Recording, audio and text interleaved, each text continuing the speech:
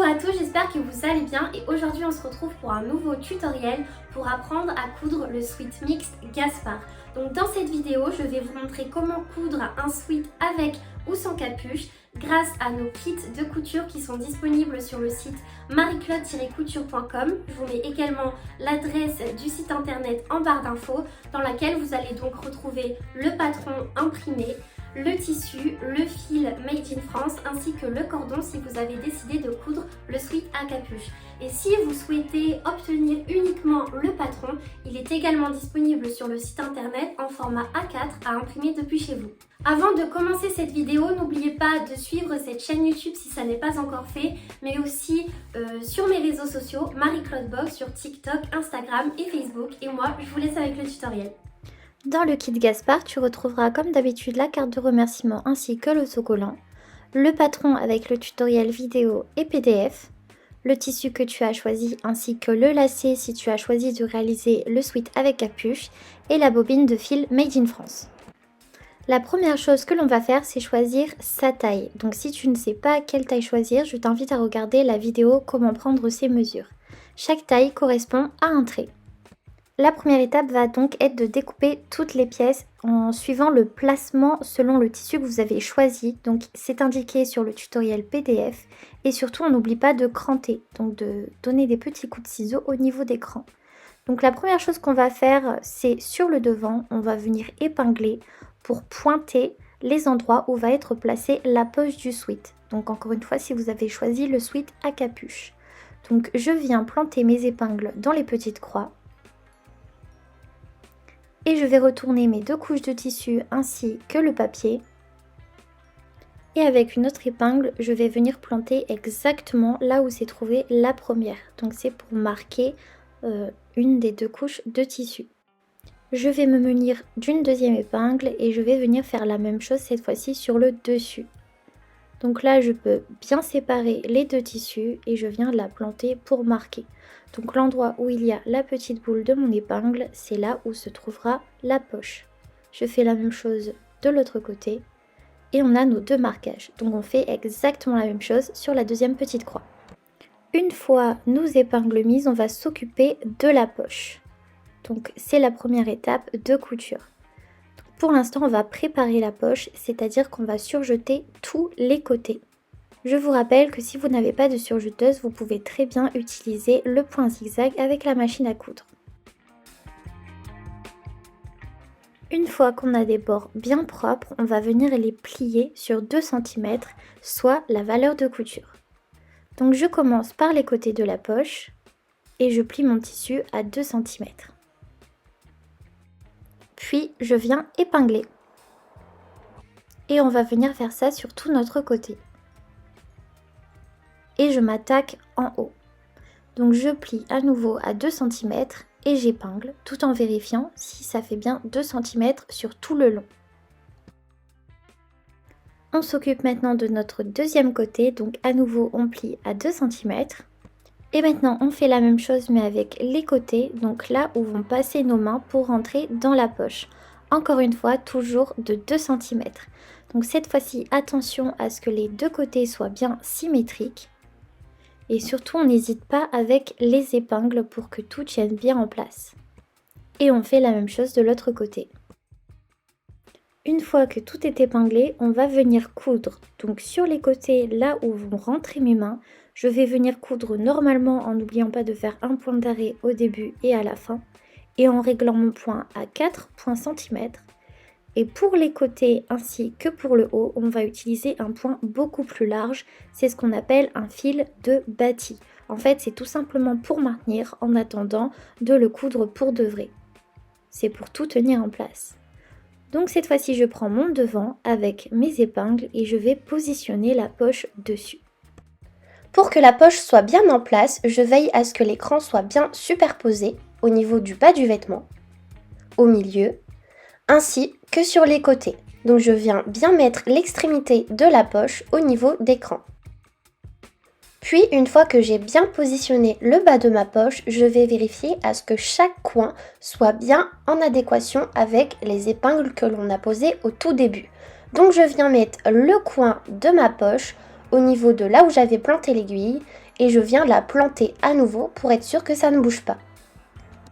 Je fais la même chose pour les 3 autres coins de la poche. Une fois que la poche est bien mise en place, je vais venir coudre les 2 côtés ainsi que le haut le plus proche du bord. Donc pour venir coudre les bords de la poche, je n'oublie pas de faire un point d'arrêt au début et à la fin. Et je me mets le plus proche possible. Je fais la même chose pour les 3 extrémités. Et une fois que c'est cousu, on va pouvoir venir retirer ce qu'on appelle le fil de bâti. Donc le fil qui nous a permis de maintenir la poche en place avant de pouvoir venir la coudre. Et voilà ce que donne la poche une fois qu'elle est cousue. On va maintenant venir superposer le dos et le devant endroit contre endroit, en mettant bien les épaules les unes en face des autres, et on va venir les coudre ensemble à 1 cm en suivant l'écran. Sans oublier le point d'arrêt au début et à la fin. Puis une fois qu'on a cousu les épaules ensemble, on vient surjeter ou faire un point zigzag avec la machine à coudre. Maintenant, on va s'occuper des manches, donc je viens tout simplement ouvrir en deux mon vêtement, donc l'étaler sur mon plan de travail.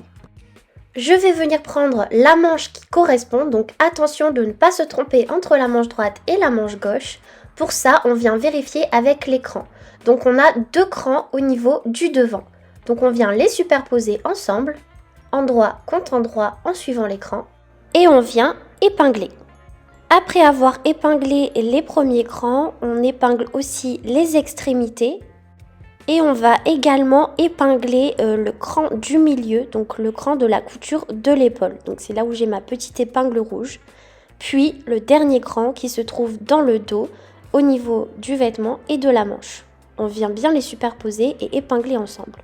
Et une fois qu'on a épinglé les extrémités ainsi que tous nos crans, on va venir répartir la matière tout le long en épinglant le plus possible. Donc c'est vraiment important de mettre le plus d'épingles pour être sûr que l'embu, donc la matière qui est en trop, soit bien répartie, puisqu'effectivement il y a une différence de longueur entre l'emmanchure et la manche. Donc comme vous pouvez le voir, on a un petit peu plus de matière sur la manche que sur l'emmanchure. L'embu, donc le surplus de matière, c'est quelque chose qui est très important, donc vous ne vous inquiétez pas si vous en avez, c'est tout à fait normal et le patron a été fait comme ça. Donc c'est pour ça qu'on va venir bien épingler. On tire un peu sur la matière qui est, elle, élastique et ça va venir se placer assez facilement. Donc là, comme vous pouvez le voir, j'ai mis énormément d'épingles pour être sûr que l'embu soit bien positionné, donc que le surplus de matière soit bien mis. Puis on va venir coudre la manche à l'emmanchure à 1 cm en n'oubliant pas de faire un point d'arrêt au début et à la fin. Et attention, lorsque l'on arrive à la couture de l'épaule, de bien la coucher vers le dos du vêtement lorsque l'on va coudre. On couche toujours les coutures vers le dos du vêtement. Comme pour les épaules, on vient surjeter après avoir cousu. Après avoir cousu la première manche, bien évidemment, on va coudre la seconde. Et une fois qu'elles sont toutes les deux cousues, on va pouvoir venir superposer le dos et le devant du vêtement ensemble. Et cela va nous permettre de pouvoir venir coudre les côtés ainsi que les côtés de la manche. Donc je viens premièrement aligner mes coutures d'emmanchure les unes en face des autres. Donc comme vous voyez, j'y vais petit à petit en les superposant bien. Et une fois que je trouve qu'elles sont bien alignées, je viens épingler. J'épingle aussi le cran de côté pour être sûr d'avoir la bonne longueur. Je viens également superposer mes 2 crans au niveau de la longueur de ma manche et je viens épingler. Je vais aussi mettre une épingle aux extrémités de ma manche, donc là où va se trouver le poignet. Je vais aussi en mettre une au niveau du bas du vêtement. Puis une fois que j'ai bien épinglé le tout, je vais pouvoir venir coudre à 1 cm. Et attention, lorsque l'on va coudre et qu'on arrivera au niveau de l'emmanchure, on couche bien la couture vers la manche et non pas vers le vêtement. D'ailleurs, à ce niveau, je vous remets un petit zoom pour vous montrer comment bien superposer les coutures. Et une fois que tout est bien mis en place, on met ça sous la machine à coudre. Donc j'ai bien cousu à 1 cm du bord, puis j'ai fait un surjet comme pour les coutures d'épaule et d'emmanchure, et bien évidemment vous pouvez faire un point zigzag si vous n'en avez pas. Je suis venue retourner le sweat sur l'endroit et maintenant on va s'occuper du bas des manches, donc des poignets.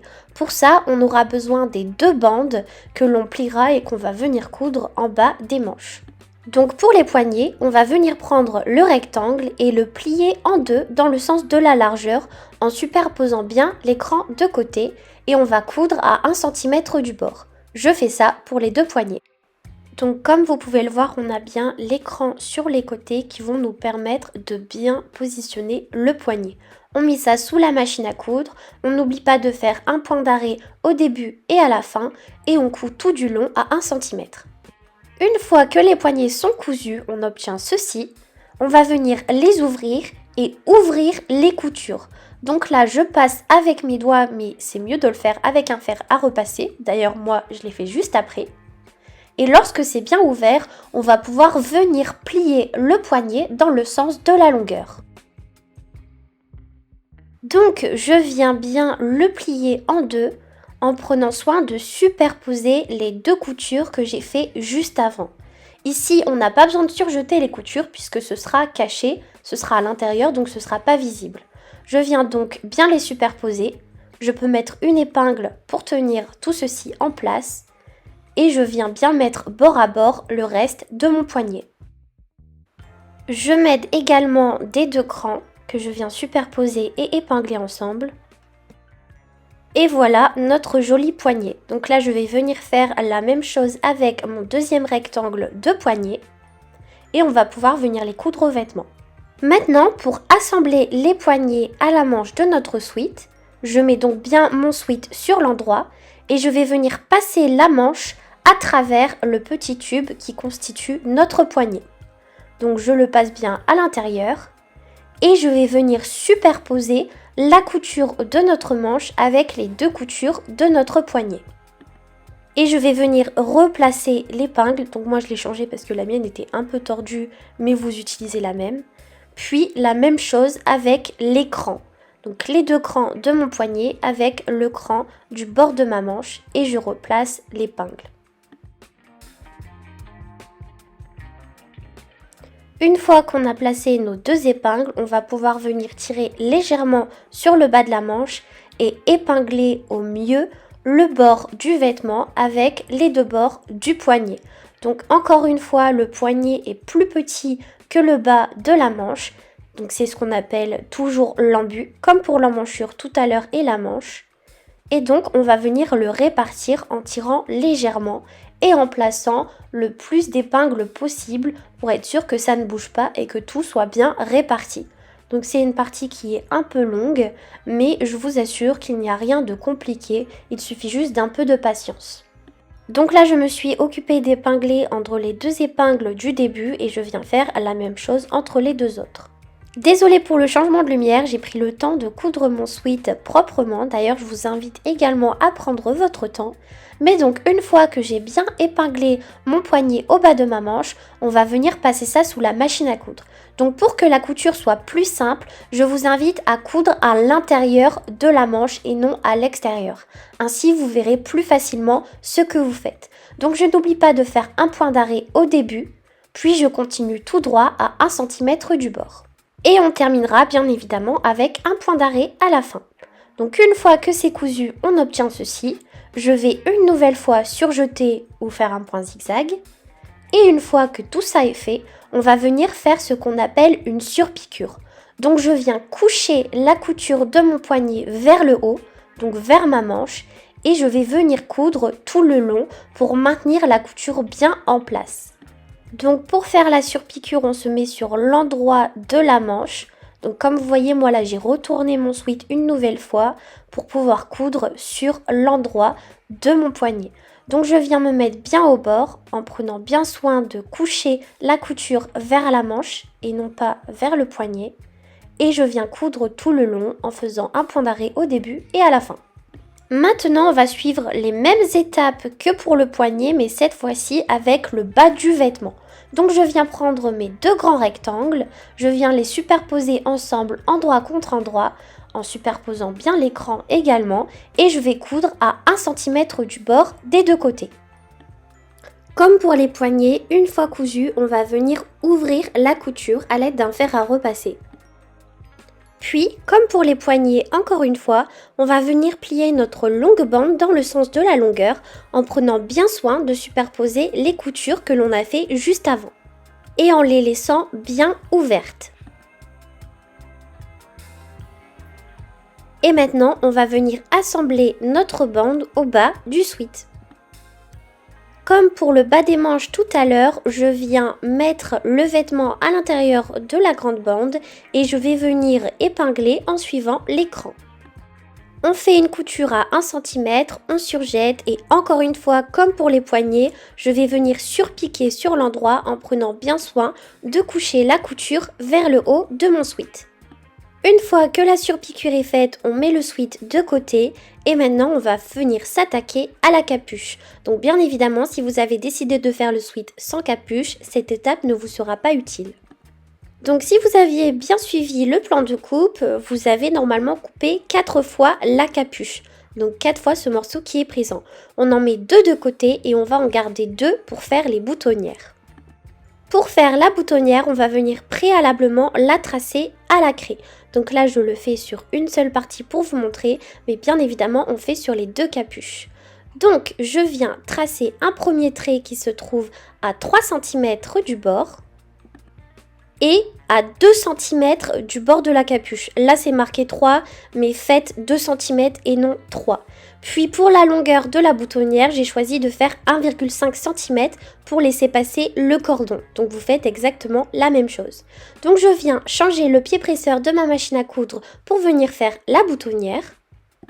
Puis on va venir mettre notre tissu sous la machine en plaçant bien l'endroit où on a marqué à la craie au niveau du pied presseur de la boutonnière.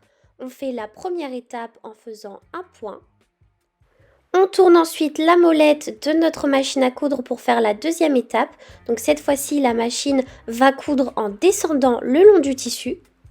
Donc on fait ça jusqu'à arriver tout en bas. On va tourner une nouvelle fois la molette pour l'étape 3 de la boutonnière. Donc c'est exactement la même chose que la première étape, mais tout en bas. Puis, on va enclencher une nouvelle fois la roulette pour la dernière étape et cette fois-ci, la machine va coudre en remontant le long de la boutonnière. Donc, concernant les étapes de la boutonnière à réaliser sur votre machine à coudre, c'est normalement marqué sur la petite molette qui s'y trouve ou alors vous pouvez sûrement la retrouver dans le mode d'emploi de votre machine à coudre. Une fois que l'on a réalisé la boutonnière grâce au mode d'emploi de la machine à coudre, on va pouvoir venir faire un trou au milieu pour pouvoir laisser passer le cordon. Donc je me munis d'une paire de ciseaux, je vais venir plier légèrement mon tissu et je vais entailler à l'intérieur pour former le petit trou. On va venir réaliser une deuxième boutonnière sur notre deuxième capuche et une fois qu'elles sont toutes les deux faites, on va pouvoir venir les superposer endroit contre endroit et coudre tout le long. Donc attention de ne pas coudre au niveau de l'ouverture, donc là où va passer la tête. Vous pouvez vous aider d'écran pour être sûr de bien assembler la capuche et on va venir faire aussi la même chose sur les 2 autres capuches, celles où il n'y a pas de boutonnière. Donc on doit répéter l'opération 2 fois. Une fois qu'on a cousu nos 2 capuches, on va venir cranter au niveau de l'arrondi. Donc on va venir donner des petits coups de ciseaux dans la valeur de couture et cela va nous permettre d'avoir une capuche bien ronde lorsqu'on va la retourner.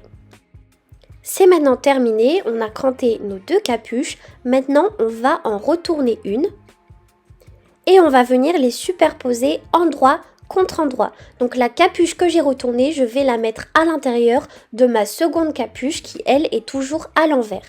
On va venir mettre bien les bords bord à bord et les extrémités les unes en face des autres. On va suivre également nos 2 coutures de capuche, donc la couture que vous voyez juste en ce moment même dans mes mains et on va bien les mettre les unes en face des autres. On va épingler tout ça, puis ensuite on va venir coudre à 1 cm. Donc attention, quand je dis qu'on va venir les coudre ensemble, on ne va pas venir coudre les 4 épaisseurs ensemble. On va venir ouvrir notre capuche, donc comme ceci, et on va venir coudre tout le long. Il y a des crans au niveau du milieu de la capuche pour vous aider à bien les positionner et à pouvoir coudre proprement. On commence donc la couture à 1 cm en n'oubliant pas de faire un point d'arrêt au début et à la fin.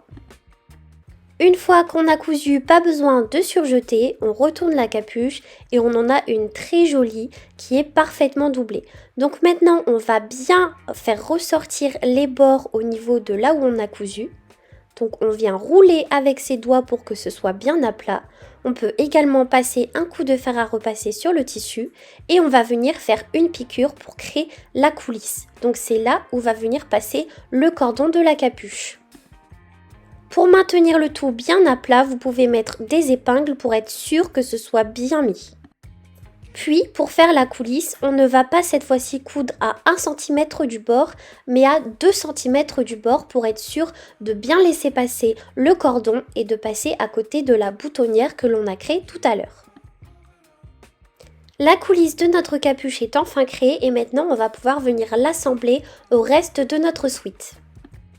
Je viens donc récupérer le sweat que j'avais laissé tout à l'heure de côté et je vais venir épingler la capuche autour de l'encolure en faisant bien correspondre l'écran.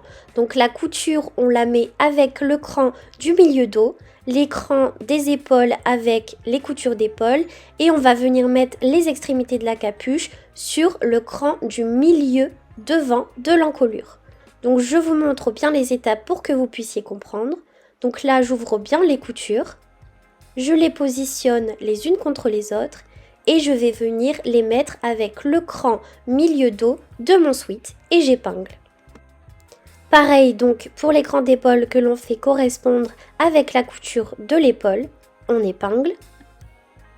Et pour le milieu devant du sweat, comme vous pouvez le voir, j'ai bien fait correspondre les deux extrémités les unes en face des autres au niveau du cran du milieu devant de mon sweat.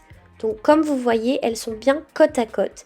J'ai bien épinglé et cette fois-ci, je vais venir coudre à 1 cm du bord en faisant bien un point d'arrêt au début et à la fin. Lorsque l'on va venir coudre, attention à bien mettre nos deux extrémités de la capuche côte à côte. Il ne faut pas qu'il y ait un espace entre les deux. Puis on continue la couture. La capuche est maintenant assemblée au reste du vêtement et comme pour tout à l'heure, donc comme pour les poignets et le bas de notre sweat, je vais venir coucher la couture vers le bas et faire une surpiqûre.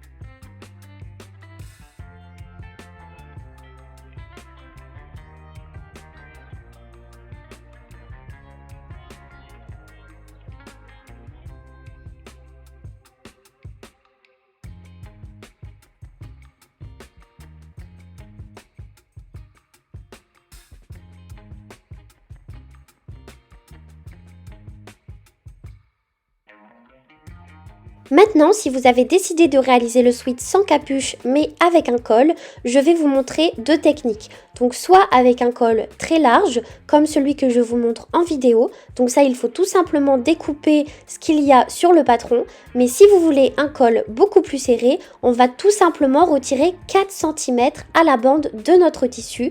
Mais pour les étapes de montage, donc les étapes de couture, ça ne va rien changer. Donc à vous de décider si vous voulez un col plus serré ou non, en enlevant 4 cm ou en le laissant comme tel.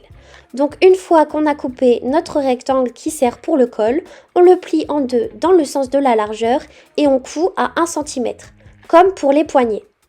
Puis on va venir le plier dans le sens de la longueur en faisant bien correspondre l'écran.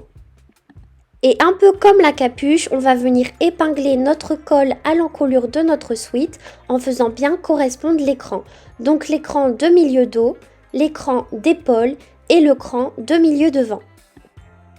Et forcément, si vous décidez d'avoir un col qui est un peu plus serré, donc en retirant les 4 cm de tissu, vous aurez beaucoup plus d'embut, donc plus de matière à répartir convenablement autour du col. Donc pour ça, on vient positionner bien l'écran en épinglant et le reste de la matière, on va tirer légèrement dessus avant d'épingler. Une fois épinglé, on coud à 1 cm, on surjette et on vient coucher la valeur de couture en surjetant sur l'endroit comme pour la capuche. C'est exactement la même chose. Et voilà donc le résultat du sweat mixte Gaspard avec et sans capuche. Et voilà, c'est tout pour ce tutoriel. J'espère qu'il vous aura aidé à coudre votre propre sweat. Comme d'habitude, si vous avez la moindre question, n'hésitez pas à la poser en commentaire, j'y répondrai le plus vite possible. Ou alors à l'adresse mail contact.marieclaudecouture@gmail.com qui est juste ici et également dans la barre d'infos. Et nous, on se retrouve la prochaine fois pour un prochain tutoriel.